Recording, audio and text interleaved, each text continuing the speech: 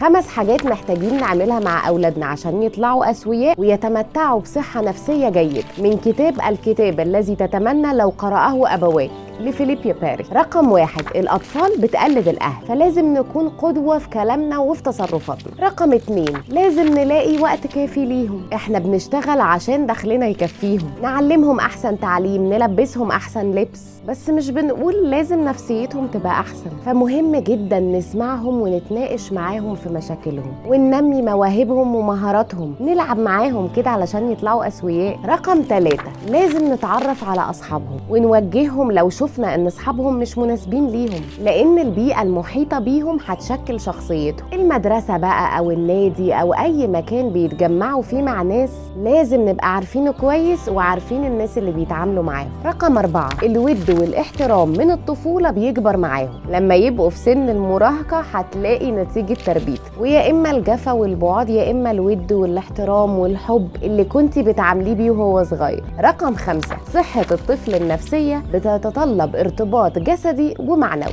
يعني لازم تلامس جسدي بينك وبينه، قبلات، احضان، شوية دلع كده مع كلمات حب وتشجيع بتفرق جدا معاهم. من الاخر ده اللي بيخلي الانسان يطلع سوي وما عندوش عقد. نربي عيالنا بقى.